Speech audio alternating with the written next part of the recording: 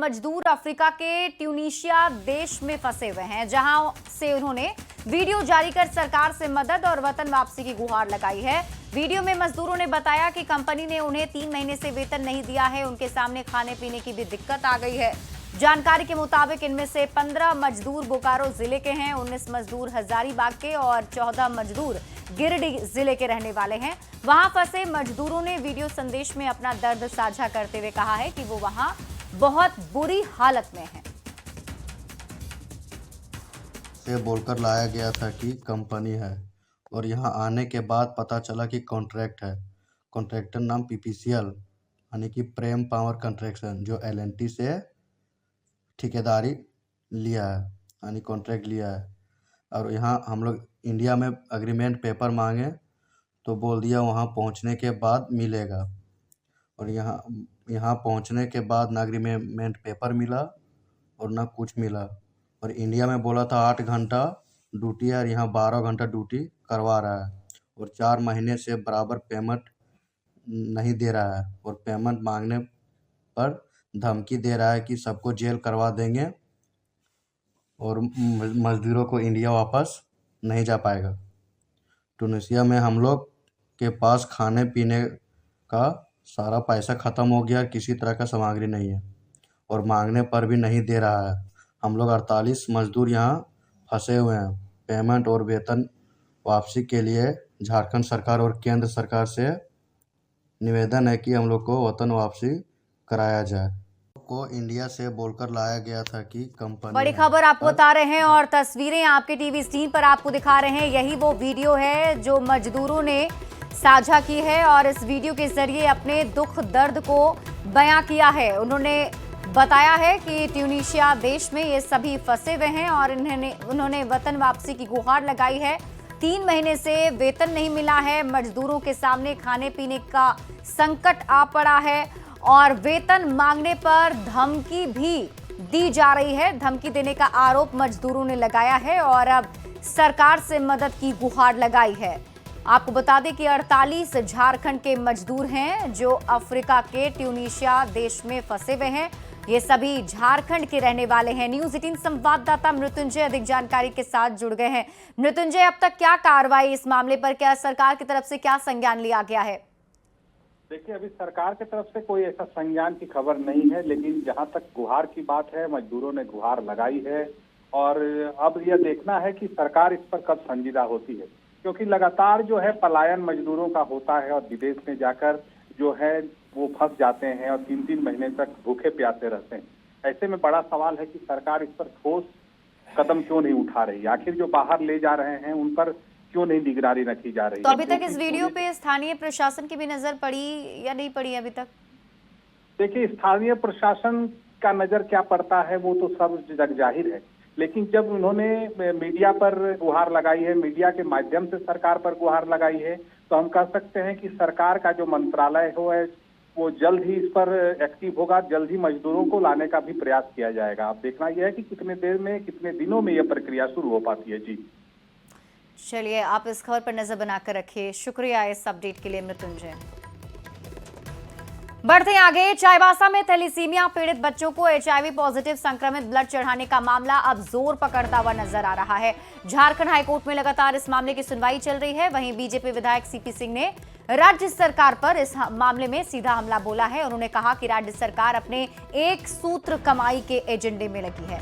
BJP विधायक ने मुख्यमंत्री से इस मामले के बाद स्वास्थ्य मंत्री को हटाने की मांग की। वहीं राज्य सरकार का कहना है कि मामले में कार्रवाई जारी है। का एक सूत्री फॉर्मूला है, how to earn money.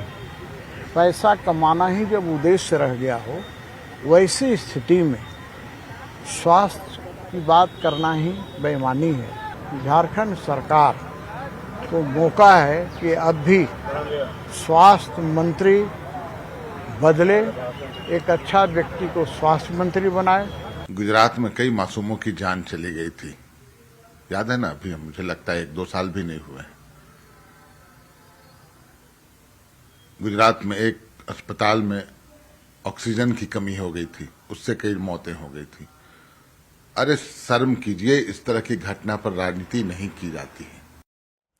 Bihar चुनाव का असर झारखंड में भी अब दिखने लगा है। बीजेपी विधायक सीपी सिंह ने तेजस्वी यादव के उस घोषणा पर सवाल उठाया है जिसमें हर घर से एक व्यक्ति को सरकारी नौकरी का वादा किया गया। वहीं जेएमएम ने भी बीजेपी पर जोरदार पलटवार किया है। नौकरी, किसी पत्रकार ने पूछ दिया वीआईपी से कि भाई आप एक बात बताइए, बिहार सरकार का बजट ही 3,17 करोड़ का है और आप सिर्फ प्रत्येक घर से यदि एक नौकरी देंगे तो ऐसी स्थिति में कम से कम आपको 9 लाख करोड़ चाहिए सिर्फ। तो कहाँ से देंगे? 15 लाख रुपए देने वाला बयान किसका था? वो अनपढ़ कौन था? बताया जाना चाहिए ना। 15 लाख रुपए सभी के खाते में आएंगे। उसमें बजट कहाँ भाग रहा था? काला धन लाने वाले थे ये लोग और उसको बांटने वाले थे। बीजेपी का घोषणा पत्र जुमलों का एक पुलिंदा होता है। वो जो करते हैं, जो करना होता है, उसे घोषणा पत्र में नहीं लाते। झारखंड और बिहार पुलिस के साथ साथ होमगार्ड में बहाली को लेकर राजधानी रांची के आसपास ग्रामीण इलाकों की लड़कियां खूब मेहनत कर रही हैं। सुबह सुबह रांची के मैदानों में झारखंड की बेटियां खूब मेहनत कर पसीना बहाती नजर आ रही हैं। आदिवासी समाज की इन बेटियों ने बताया कि वो काफी समय से मेहनत करती हैं। हालांकि मोन्था तूफान की वजह से हल्की बारिश जरूर हो रही है, लेकिन इस बारिश में भी झारखंड की बेटियां लगातार मेहनत कर रही हैं। राजधानी रांची समेत राज्य के कई जिलों में चक्रवातीय तूफान मोन्था का असर देखने को मिल रहा है। राजधानी रांची की बात करें तो आसमान में पिछले 3 दिनों से बादल हैं, हल्की हल्की बारिश भी हो रही है। जी हम इस समय राजधानी रांची के ओटीसी हेल ग्राउंड में हैं, जहां इस समय बड़ी संख्या में आप देख सकते हैं कि झारखंड पुलिस की तैयारी करने वाली, अलग अलग पुलिस बहाली में तैयारी करने वाली जो अभ्यर्थी हैं वो शामिल हैं। लेकिन इन पर तूफान का पिछले 3 दिनों से कितना असर पड़ा है सीधे जानेंगे। ये जो मोन्था का जो असर है कि आसमान में जो बादल है, हल्की बारिश है, कितना असर है? कुछ असर नहीं सर, हम लोग हर दिन यहाँ ग्राउंड में आके प्रैक्टिस कर रहे हैं। पानी आ रही तो भी आ रहे हैं। हम लोग को पूरा यहाँ पूरा मतलब मैदान में पूरा बारिश के अथी में कर रहे हैं। हम लोग का कोई असर नहीं है, यानी कोई तूफान का असर नहीं है? असर नहीं। नहीं सर, हम लोग का ये मोन्था तो अभी आया है। हम लोग हर साल जब से हम लोग ओटीसी ज्वाइन किए हैं तब से बारिश हो या गर्मी हो उससे कोई असर नहीं पड़ता है। हम लोग को बस जुनून है कि जो हम लोग सपना देखे हैं उसको हम लोग को पाना है। क्या जुनून है? हम लोग को बस अभी हम तो होमगार्ड में भरे हुए हैं, तो बस होना है तो होना है। होमगार्ड में होना है तो होना है। बारिश हो या धूप हो या ठंडा हो या गर्मी हो, उससे कोई मतलब नहीं है। आपकी तैयारी किस चीज को लेकर? होमगार्ड का सर। होमगार्ड का। जी सर। ये जो मौसम बदलता है तो तैयारियों पर कितना असर पड़ता है? सर मौसम का तो कोई प्रभाव ही नहीं पड़ रहा है। मौसम में खराब होने के कारण भी आ रहे हैं हम लोग यहाँ तैयारी के लिए।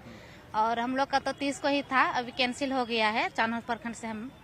और अभी सभी लोग अलग अलग प्रखंडों से आई हैं? हाँ, अलग हम चानोर प्रखंड से हुए। आप?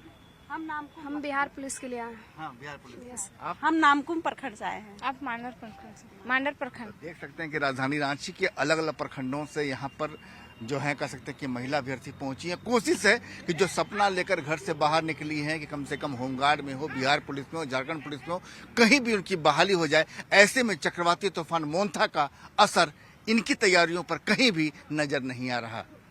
कैमरा प्रभाकर के साथ संजय कुमार सिन्हा, न्यूज 18 रांची। सरदार वल्लभ भाई पटेल की 150वीं जयंती पर देश भर के साथ साथ रांची में भी रन फॉर यूनिटी का आयोजन किया गया। ओटीसी ग्राउंड में आयोजित इस एकता दौड़ में बीजेपी विधायक सीपी सिंह समेत बड़ी संख्या में आम लोग शामिल हुए। रांची महानगर बीजेपी की ओर से आयोजित इस कार्यक्रम में प्रदेश और जिला स्तर के कई नेता और कार्यकर्ता भी शामिल रहे। रन फॉर यूनिटी के माध्यम से सभी लोगों ने सरदार वल्लभ भाई पटेल के योगदान को याद किया। इस एकता दौड़ में बड़ी संख्या में स्कूली और कॉलेज छात्र भी शामिल हुए। सरदार वल्लभ भाई पटेल की 150वीं जयंती पर राजधानी रांची में रन फॉर यूनिटी यानी एकता दौड़ का आयोजन किया जा रहा है। और हेहल के ओटीसी ग्राउंड में आप देख सकते हैं कि जो रांची महानगर की ओर से यहाँ पर विधायक सीपी सिंह, तमाम जो नेता कार्यकर्ता यहाँ मौजूद हैं, आम लोग भी बड़ी संख्या में शामिल हैं। ये रन फॉर यूनिटी सर क्या संदेश देने की कोशिश है? देखिए, रन फॉर यूनिटी चूंकि आज सरदार वल्लभ भाई पटेल की 150वीं जयंती है, तो इसी स्थिति में भारतीय जनता पार्टी प्रत्येक वर्ष वैसे महापुरुष को याद करके रन फॉर यूनिटी का आयोजन करती है। और आज रांची महानगर के अध्यक्ष श्री वरुण कुमार के नेतृत्व में रन फॉर यूनिटी का आयोजन किया गया है। इसमें हजारों हमारे युवा इस रन फॉर यूनिटी में भाग ले रहे हैं और यह संदेश दे रहे हैं कि भारत गणराज्य हमारा इतना सुदृढ़ है। यह सब सरदार वल्लभ भाई पटेल जी की देन है। उन्हीं के कारण आज भारत इतना सशक्त और मजबूत हुआ है। तो वैसे महापुरुष को हम लोग याद करते हैं, सशक्त नमन करते हैं और इसीलिए रन फॉर यूनिटी का आयोजन करते हैं। वरुण जी, आज देश भर के साथ साथ राजधानी रांची में दौड़ रही है। निश्चित रूप से वल्लभ भाई पटेल ऐसे व्यक्तित्व थे जिनका व्यक्तित्व, उनका नाम लेते ही एकता का प्रतीक हम सभी को दिखता है। तो आज रन फॉर यूनिटी के माध्यम से हम सभी इस कार्यक्रम में एक साथ एकजुट होकर सभी लोग आज उनके दिवस पे आज हम लोग दौड़ने का काम करेंगे। देख सकते हैं कि सरदार वल्लभ भाई पटेल ने जिन्होंने देश को एक सूत्र में जोड़ा था, वही एक सूत्र 150 साल बाद जो आप देख सकते हैं कि उसकी एक झलक राजधानी रांची से भी यही संदेश देने की कोशिश की जा रही है। कैमरा प्रभाकर के साथ संजय कुमार सिन्हा, न्यूज 18 रांची। झारखंड की धरती एक बार फिर खेल प्रतिभाओं के रंग में रंग गई है। रांची के बिरसा मुंडा फुटबॉल स्टेडियम मोरहाबादी में खेलो झारखंड के बैनर तले राज्य स्तरीय स्कूली एथलेटिक्स प्रतियोगिता 2025 की भव्य शुरुआत हुई। दीप प्रज्वलित कर खेल निदेशक शेखर जमुआर और झारखंड शिक्षा परियोजना परिषद के निदेशक शशि रंजन ने प्रतियोगिता का शुभारंभ किया है। इस मौके पर खेल विभाग और शिक्षा परिषद से जुड़े अधिकारी भी मौजूद रहे। इनमें 1217 बालिकाएं और 1230 बालक खिलाड़ी अपने खेल कौशल का प्रदर्शन करेंगे। इस टाइम पूरे स्टेट के जितने भी सेंटर्स हैं आपस में इनके कंपटीशन हम लोगों ने कराए, उसका फलाफल बहुत अच्छा मिला, बहुत ही बढ़िया मिला है। क्योंकि जब तक इस कॉम्पिटिटिव वर्ल्ड में लोग देखेगा नहीं ऊपर कि हमसे ऊपर कहाँ है, where we stand today and where can we go, तब तक आगे नहीं बढ़ सकता है। तो it's a very good initiative taken by the education department, specially JEPC. तो अच्छी बात है। विद्यालय स्तर पर, प्रखंड स्तर पर, जिला स्तर पर, सभी स्तरों पर प्रतियोगिता जीतते हुए यहाँ राज्य स्तर पर पहुँचे हैं और उनको यहाँ रांची के मोरहाबादी जैसे अंतर्राष्ट्रीय स्टेडियम में उनको अपने प्रदर्शन का मौका मिलेगा, अपने हुनर दिखाएंगे, अपनी खेल प्रतिभा दिखाएंगे। ये बहुत बड़ी बात है और सभी बच्चे काफ़ी उत्साहित हैं। रांची के बिरसा मुंडा एयरपोर्ट के नए निदेशक विनोद कुमार बने हैं। विनोद कुमार नए 11 महीने महर्षि वाल्मीकि एयरपोर्ट अयोध्या में रहे। उन्होंने कहा कि यात्रियों की सुविधाओं को पूरा ध्यान रखा जाता है। टर्मिनल के अंदर खान पान से लेकर बोर्डिंग तक सभी का ख्याल रखने की कोशिश होगी। 24 तारीख को विमानपत्तन निदेशक का कार्यभार बिरसा मुंडा रांची एयरपोर्ट पर संभाला है। इसके पहले मैं महर्षि वाल्मीकि अंतर्राष्ट्रीय हवाई अड्डा अयोध्या धाम पे तैनात था। वहाँ पे लगभग मैंने 11 महीने अपनी सेवाएं दी हैं और एक धार्मिक जगह अयोध्या है और बहुत ही अच्छा अनुभव रहा मेरा वहाँ पर।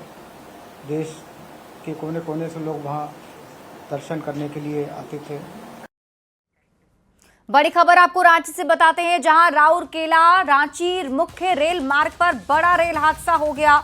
बानो और कनरवा रेलवे स्टेशन के बीच एक मालगाड़ी दुर्घटनाग्रस्त हो गई है।